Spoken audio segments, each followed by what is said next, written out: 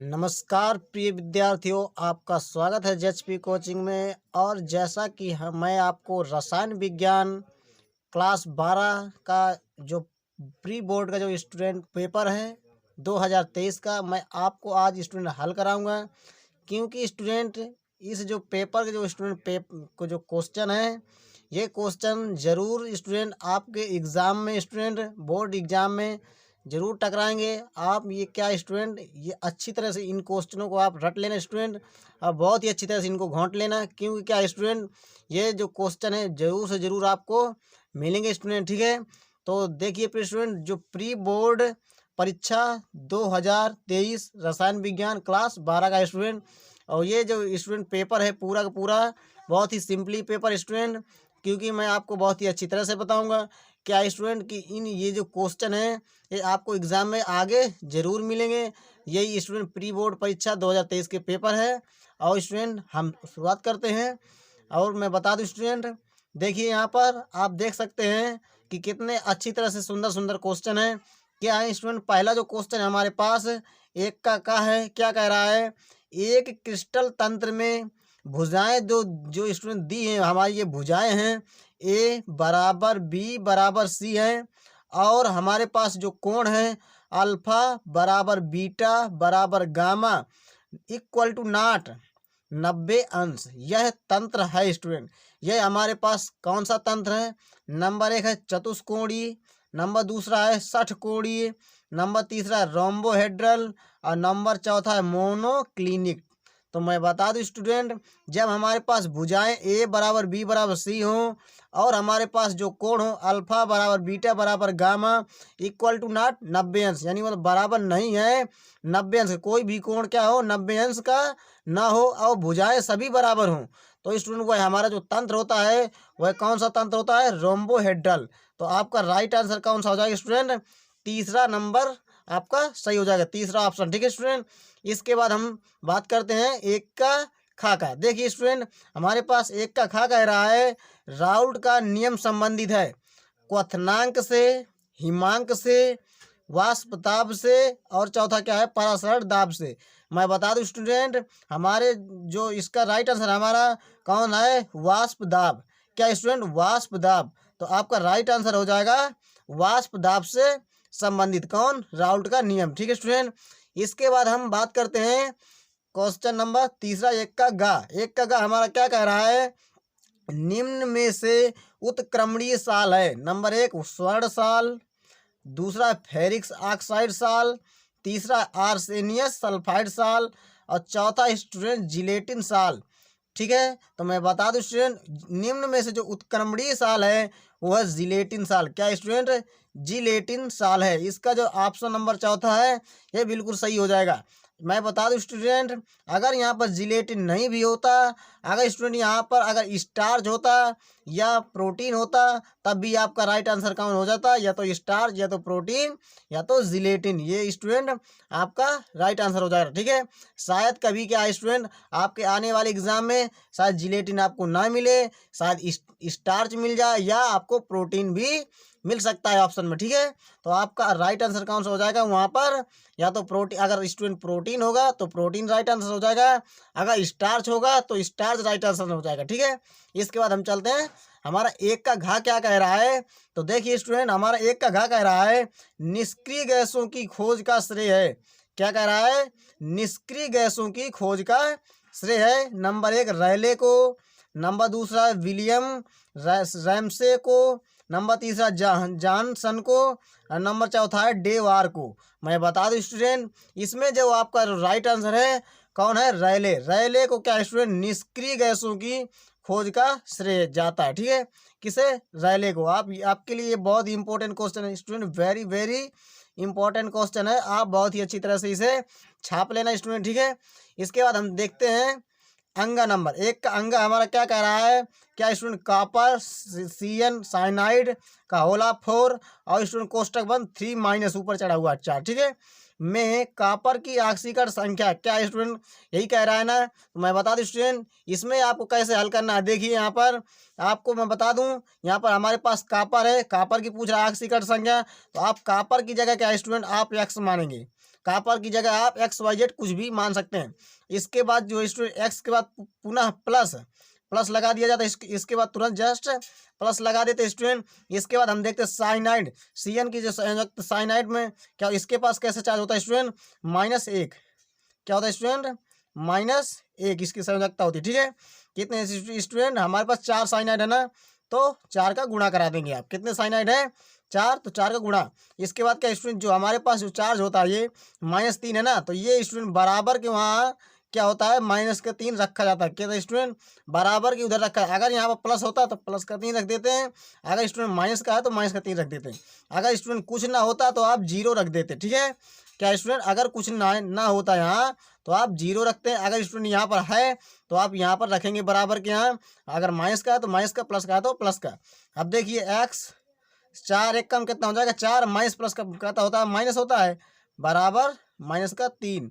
आप यहाँ पर देख सकते पक्षांतर कर देंगे इसका, तो x बराबर क्या हो जाएगा स्टूडेंट, -3 और प्लस का आ जाएगा 4। आप देख सकते घट जाएंगे, कितना बचेगा स्टूडेंट, प्लस का 1 बचेगा। तो यहाँ पर राइट आंसर कौन सा हो जाएगा, ऑप्शन नंबर तीसरा हो जाएगा। ठीक है स्टूडेंट, सिर्फ आपको क्या करना है, CN की वैल्यू आपको पता होनी चाहिए, -1 होती है, और स्टूडेंट क्या है, -1 होती है संयोजकता है। 4 का गुणा करा देंगे, बराबर क्या रख देंगे, -3, और स्टूडेंट आप हल कर देंगे, आपका राइट आंसर आ जाएगा। ठीक है, प्लस का 1 है, तीसरा नंबर सही है। ठीक है, इसके बाद हम चलते हैं नेक्स्ट क्वेश्चन की तरफ। तो देखिए स्टूडेंट, एक का हमारा क्या कह रहा है, DNA में कौन सा क्षारक नहीं होता है। नंबर 1 है थाइमिन, नंबर दूसरा साइटोसिन, नंबर तीसरा है यूरेसिल, नंबर चौथा है एडेनिन। ठीक है, मैं बता दूं स्टूडेंट, जो DNA में कह रहा है कौन सा क्षारक नहीं होता, हम मैं बता दूं कौन सा क्षारक होते हैं DNA में, तो मैं बता दूं स्टूडेंट ATGC। तो स्टूडेंट ये हमारे पास DNA में कौन से क्षारक होते हैं, ATGC, adenine, thymine, guanine, cytosine. ठीक है स्टूडेंट, तो मैं बता दूं आपको, आप यहाँ पर देख सकते हैं ये हमारे DNA में क्षारक उपस्थित होते हैं। तो यहाँ पर DNA में कौन से होते हैं, ATGC। तो देख सकते हैं आप, थाइमिन है, थाइमिन हमारे पास है, और साइटोसिन भी है, ग्वानिन भी है स्टूडेंट, जिसे हम कहते हैं, देखिए यहाँ पर आप DNA में कौन सा क्षारक नहीं होता है, तो एडेनिन भी होता है, एडेनिन है। यहाँ पर आप थाइमिन भी है, साइटोसिन भी है, ग्वानिन नहीं है ना, तो यहाँ पर ग्वानिन होना चाहिए। तो ये क्या है, यहाँ पर यूरेसिल है, तो इस ऑप्शन नंबर तीसरा हो जाएगा। क्यों स्टूडेंट, कि यूरेसिल जो होता है ये किस में होता है, ये हमारा होता है स्टूडेंट RNA में। ठीक है, तो आपका राइट आंसर कौन सा हो जाएगा, तीसरा नंबर सही, तीसरा ऑप्शन सही हो जाएगा। कौन स्टूडेंट, यूरेसिल। ये यूरेसिल किस में होता है, ये होता है RNA में। DNA में कौन सा होता है स्टूडेंट, DNA में जो होता है वो होता है ग्वानिन। तो ग्वानिन यहाँ पर है, इस ऑप्शन में है ही नहीं स्टूडेंट, तो आपका राइट आंसर कौन सा हो जाएगा, तीसरा ऑप्शन सही हो जाएगा, तीसरा नंबर। ठीक है, इसके बाद हम चलते हैं दूसरा का की तरफ। तो दूसरा का जो हमारा का कह रहा है, त्रिविम जालक से आप क्या समझते हैं, क्या कह रहा है, त्रिविम जालक से आप क्या समझते हैं। तो हम इसके बारे में जान लेते हैं स्टूडेंट। तो आपको क्या करना है, सबसे पहले स्टूडेंट आपको उत्तर डालना है। तो देखिए यहाँ पर आप उत्तर डालेंगे स्टूडेंट, हमारे पास कितना है, 2 का है ना, आप हेडिंग डालेंगे त्रिविम जालक। क्या डालेंगे, त्रिविम जालक, त्रिविम जालक। इसके बारे हम जान लेते हैं स्टूडेंट त्रिविम जालक के बारे में। क्या स्टूडेंट त्रिविम जालक, तो देखिए यहाँ पर हम जानते हैं कि स्टूडेंट क्रिस्टल, आपको लिखना है क्रिस्टल, क्रिस्टल में संरचनात्मक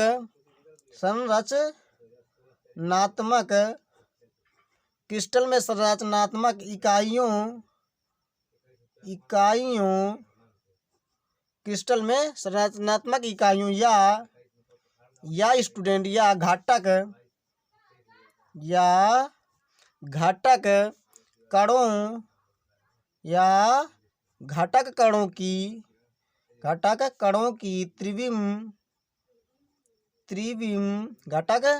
कणों की त्रिविम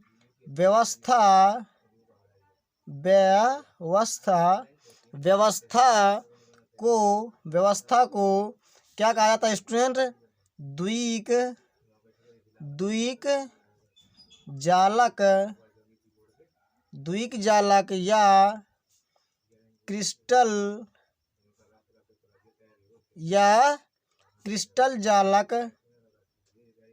क्रिस्टल जालक या स्टूडेंट इसे ही त्रिविम त्रिविम जालक त्रिविम जालक कहा जाता है। ठीक है स्टूडेंट, या इसे हम त्रिविम जालक कहा जाता है। क्या लिखना है त्रिविम जालक में कि क्रिस्टल जो होता है स्टूडेंट, क्रिस्टल में संरचनात्मक इकाइयों या घटक कणों की त्रिविम व्यवस्था को द्विक जालक या क्रिस्टल जालक या त्रिविम जालक कहा जाता है। हम इसे स्टूडेंट तीन नाम से जानते हैं, द्विक जालक या क्रिस्टल जालक या त्रिविम जालक। आपके एग्जाम में इन तीनों नाम में से कोई भी एक आ सकता है स्टूडेंट। बहुत ही अच्छी तरह से इन नामों का आप याद कर लेंगे, त्रिविम जालक या क्रिस्टल जालक या द्विक जालक। ठीक है स्टूडेंट, यही स्टूडेंट इसकी परिभाषाएं थी, यही हम इसके बारे में समझते हैं त्रिविम जालक के बारे में। स्टूडेंट आप इसका स्ट्रक्चर भी आप बना करके समझा सकते हैं। ठीक है, यही आप हमसे पूछ रहा था, यही इसका राइट आंसर है। इसके बाद हम समझते हैं तो स्टूडेंट अब देखिए यहाँ पर, तो देखिए पे स्टूडेंट अब हमें समझते हैं कि हमारा दूसरा खा क्या कह रहा है। दूसरा क्या कह रहा है, मोलारता को परिभाषित कीजिए। क्या कह रहा है, मोलारता को परिभाषित कीजिए। ठीक है स्टूडेंट, हम समझते हैं मोलारता के बारे में। तो आपको स्टूडेंट सबसे पहले हेडिंग डाल लेना है। यहाँ पर क्या डाल लेना है आपको, हेडिंग मोलारता। ठीक है स्टूडेंट, मोलारता। ठीक है, मोलारता के आप मोलारता की आप हेडिंग डालेंगे। ऑप्शन हमारे पास देखिए यहाँ पर आंसर, इसके बारे हम जानते हैं स्टूडेंट। मैं बता दूं स्टूडेंट, सबसे पहले आप इसका सूत्र लिख लिए ताकि सूत्र से आप जल्दी ही परिभाषा समझ जाएंगे। तो मैं बता दूं आपको, मोलारता बराबर क्या होता है स्टूडेंट, बिले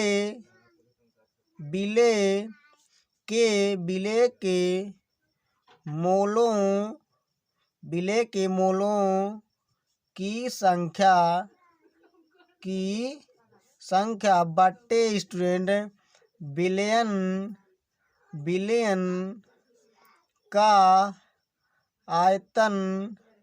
बिलियन का आयतन कहाँ स्टूडेंट, लीटर में। कैसा, लीटर में होता है। ठीक है, यही स्टूडेंट आप ये मोलारता का सूत्र है स्टूडेंट। क्या है मोलारता का सूत्र, आप देख सकते हैं, मोलारता बराबर होता है विलय के मोलों की संख्या बटे बिलियन का आयतन लीटर में। ठीक है स्टूडेंट, अब यहाँ से हम परिभाषा बना लेते हैं। क्या, कैसी परिभाषा, किसी विलयन के एकांक आयतन में। क्या स्टूडेंट, किसी विलयन के एकांक आयतन का स्टूडेंट एकांक मान सकते हैं। किसी विलयन के एकांक आयतन में उपस्थित विलय के मोलों की संख्या को हम क्या कह देते हैं, मोलारता कह देते हैं। आप लिख सकते हैं किसी विलयन के एकांक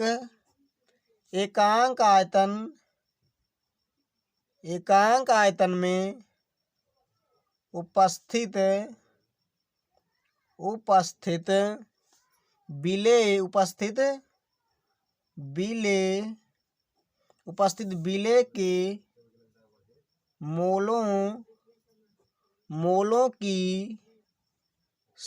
मोलों की संख्या स्टूडेंट मोलारता कहलाती है। ठीक है स्टूडेंट, मोलारता कहलाती है। यही स्टूडेंट इसकी परिभाषा है, हमने सूत्र से ही परिभाषा बना दिया है। आपका डबल फायदा होगा, आप सूत्र याद करेंगे तो परिभाषा बनेगी। आपको सूत्र नहीं याद है, परिभाषा भी आप भूल जाएंगे। ठीक है स्टूडेंट, यही मोलारता के बारे में है स्टूडेंट। इसके बाद हम चलते हैं नेक्स्ट क्वेश्चन की तरफ।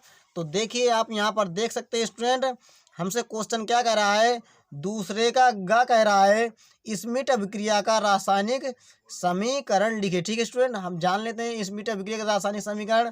तो देखिए यहाँ पर क्या स्टूडेंट, हम जानते हैं स्मिट अभिक्रिया। ठीक है, स्मिट अभिक्रिया स्मिट अभिक्रिया क्या स्टूडेंट, इसका रासायनिक समीकरण जानेंगे स्मिट अभिक्रिया का।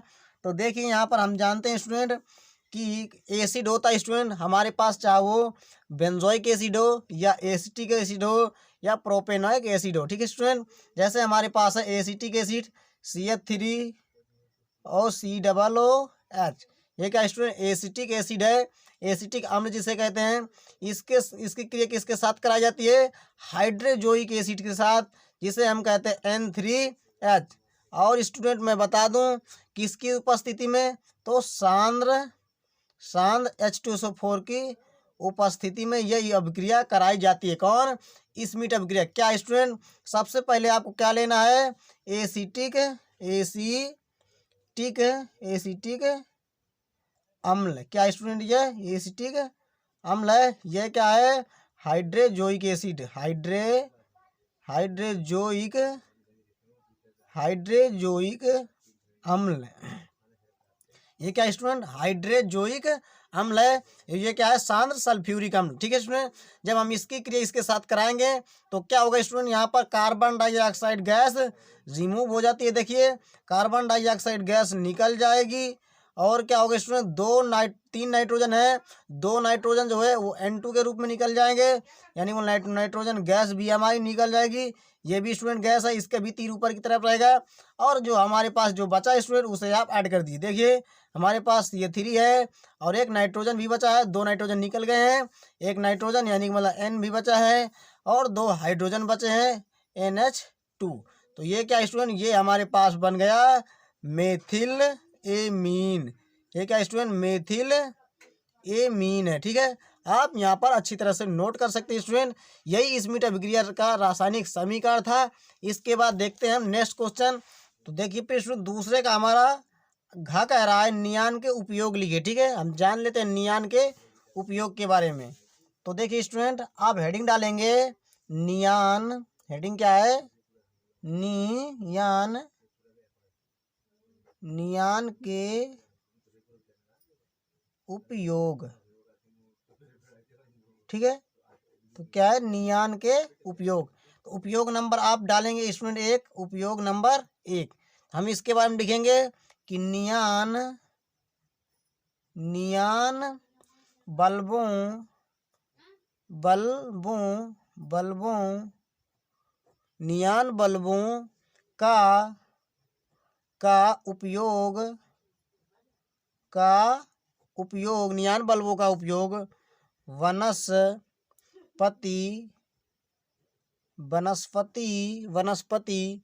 उद्यान तथा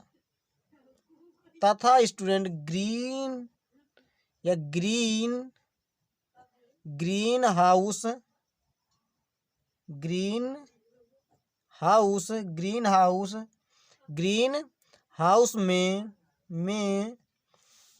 में किया जाता है। ठीक है स्टूडेंट, ये हमारे पास उपयोग नंबर 1 है। इसके बाद उपयोग नंबर दूसरा है कि नियान का उपयोग वोल्टेज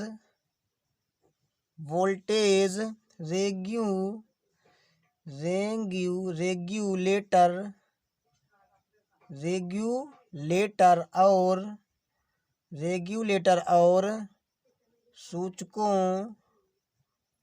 सूचकों में किया जाता है। ठीक है, किया जाता है। यही स्टूडेंट उपयोग थे स्टूडेंट किसके, नियान के। आप अच्छी तरह से लिख सकते हैं। इसके बाद हम देखते हैं स्टूडेंट हमारे पास तीसरे का क्या कह रहा है। तीसरे का कह रहा है मानक इलेक्ट्रोड विभव को उदाहरण सहित समझाइए। ठीक है स्टूडेंट, यही कह रहा है। हम जान लेते हैं मानक इलेक्ट्रोड विभव के बारे में। तो देखिए यहाँ पर आपकी हेडिंग क्या पड़ेगी स्टूडेंट, मानक क्या है, मानक इलेक्ट्रोड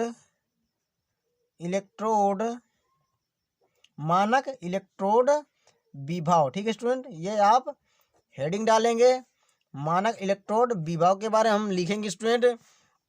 क्या लिखना है स्टूडेंट इसमें, यदि अर्ध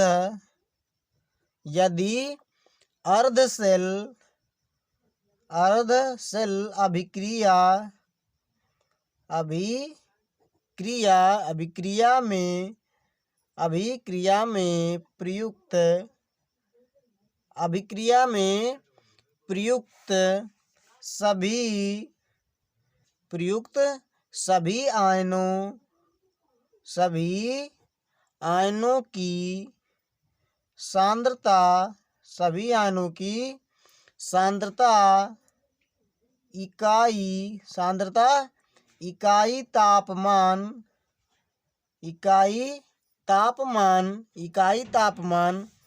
25 डिग्री सेल्सियस तथा दाब एक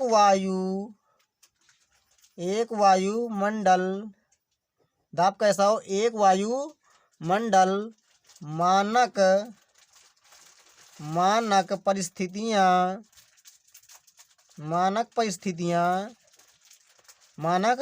परिस्थितियां हो तो इलेक्ट्रोड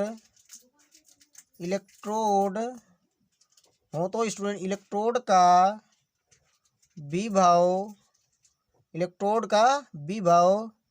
मानक इलेक्ट्रोड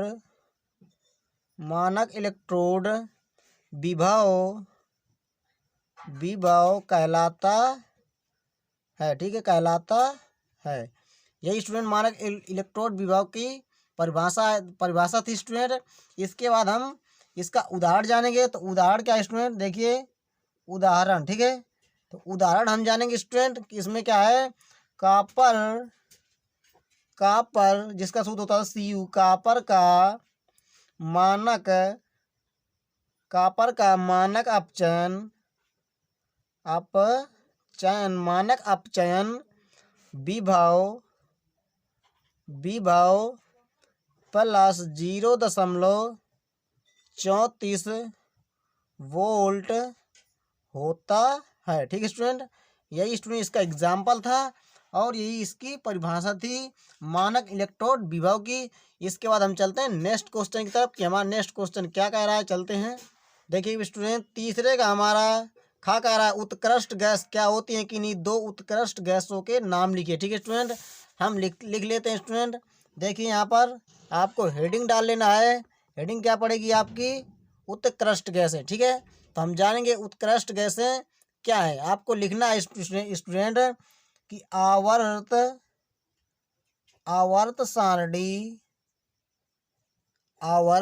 सारणी के 18 कोष्टक या शून्य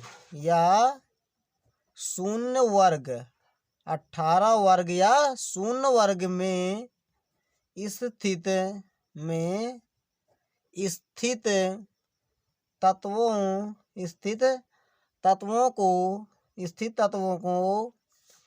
तत्वों को क्या कहता है, उत्कृष्ट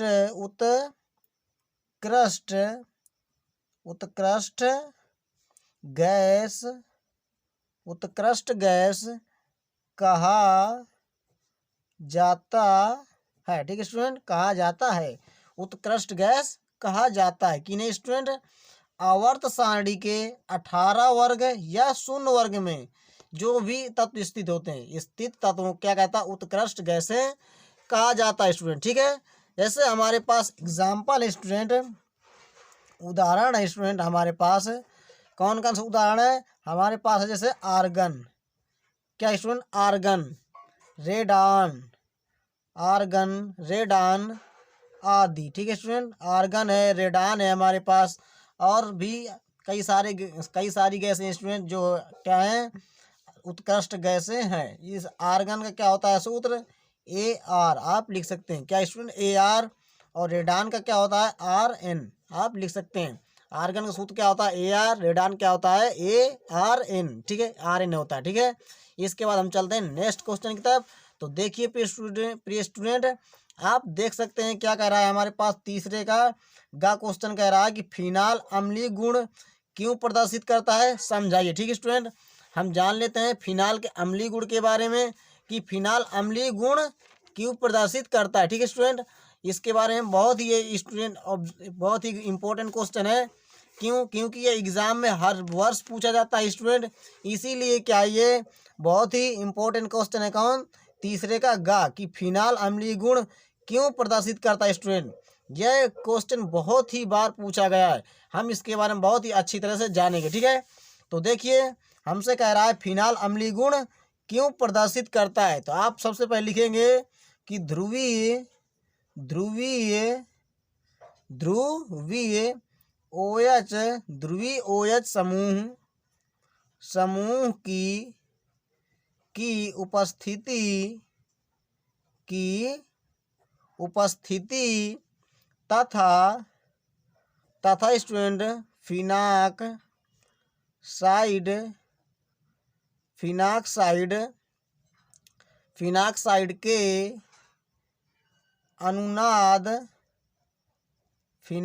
के अनुनाद ये अनुनाद स्टूडेंट के अनुनाद स्थायीकरण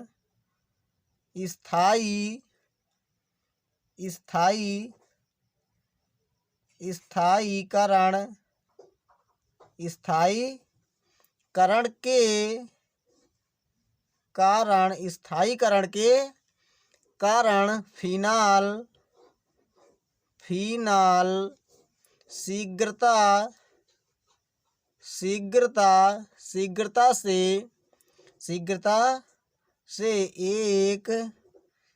से एक प्रोटॉन क्या करता है? एक प्रोटॉन मुक्त करता है। ठीक है, मुक्त करता है अर्थात अम्लीय यानी मतलब अम्लीय गुण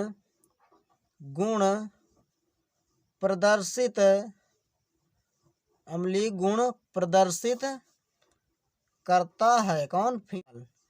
फिनाल अम्लीय गुण प्रदर्शित करता है। ठीक है स्टूडेंट, हम एग्जाम्पल से जानेंगे स्टूडेंट कि फिनाल अम्लीय गुण प्रदर्शित करता है। देखिए जैसे हमारे पास है क्या? फिनाल।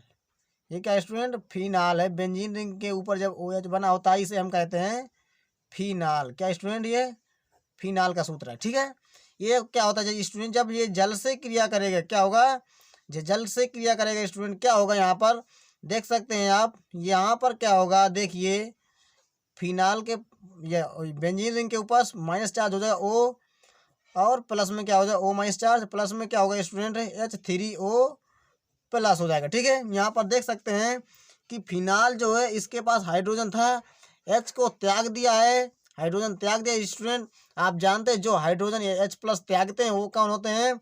अम्ल होते हैं। तो क्या यहाँ से आप देख सकते हैं कि फिनाल H प्लस का त्याग कर दिया है, तो यहाँ क्या है? H2O जो है H3O बन गया, इसके पास प्लस चार्ज आ गया है।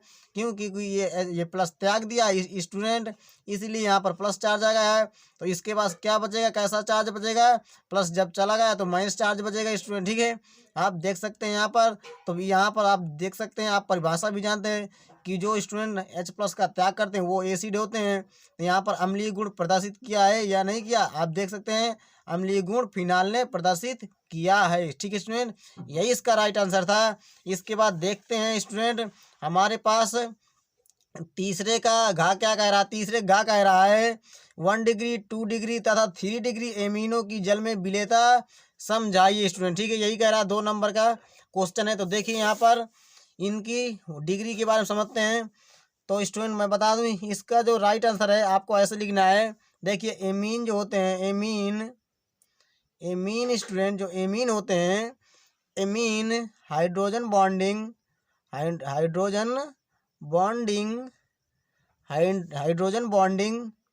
करती है। ठीक है स्टूडेंट, क्या है? जो एमीन होती हैं वो हाइड्रोजन बॉन्डिंग करती हैं, आप जानते हैं।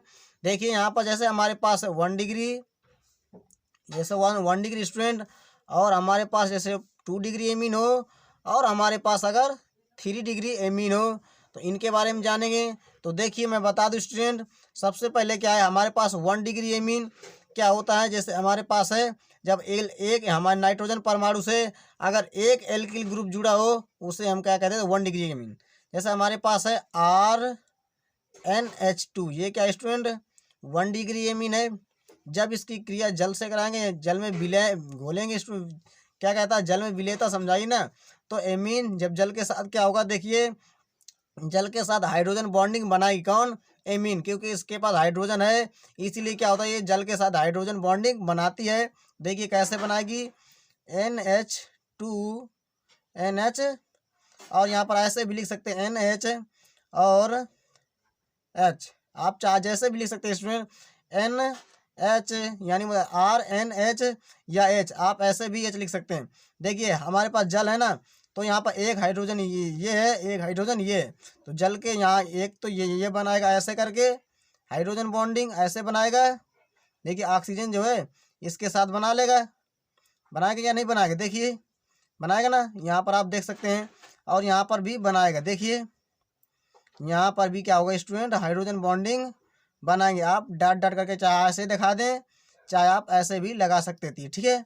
तो देखिए यहाँ पर ये हाइड्रोजन बॉन्डिंग बना रहा है कौन, RNH2, जो 1 डिग्री एमीन होता है, ठीक है। यहाँ पर देखेंगे 2 डिग्री एमीन, जैसे हम कहते हैं RNH और R, ये क्या है, 2 R है ना यहाँ पर, इसलिए क्या कहते हैं, एक नाइट्रोजन में 2 R जुड़े हैं, ठीक है, एल्किल, तो इसीलिए क्या कहते हैं, इसे 2 डिग्री एमीन कह देते हैं। इसकी हम जल के साथ कराएंगे, देखिए OH और H, ये क्या है, हमारे पास जल है, ये क्या होगा स्टूडेंट, ये भी हाइड्रोजन बॉन्डिंग बनाएगा या नहीं बनाएगा, इसीलिए इसे हम क्या कह देते हैं, ये जल में विलय है, ठीक है। क्यों, क्योंकि इसके पास हाइड्रोजन है, इस एमीन के पास, तो ये क्या होगा, जल के साथ हाइड्रोजन बॉन्डिंग बनाएगा। ये क्या है, जल का ही सूत्र तो है। इसके बाद हम देखते हैं RN, ये क्या स्टूडेंट, 3 डिग्री एमीन है, क्या है, 3 डिग्री एमीन। एक नाइट्रोजन के पास कितने एल्किल हैं, 3 है, R 3 है ना। यहाँ पर देख सकते हैं कि नाइट्रोजन की संयोजकता जो होती है वो 3 होती है, 4 नहीं होती। तो देखिए यहाँ पर 3 है ना, तो इसलिए यहाँ पर क्या स्टूडेंट, हाइड्रोजन नहीं उपस्थित है। तो ये एमीन जो स्टूडेंट, ये हाइड्रोजन बॉन्डिंग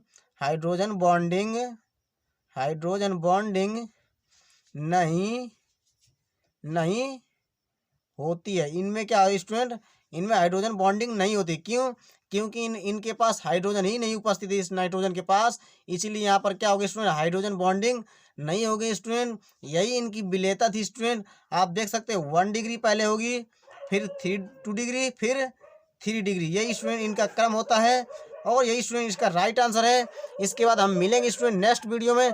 चलते हैं, नमस्कार, जय हिंद, जय भारत।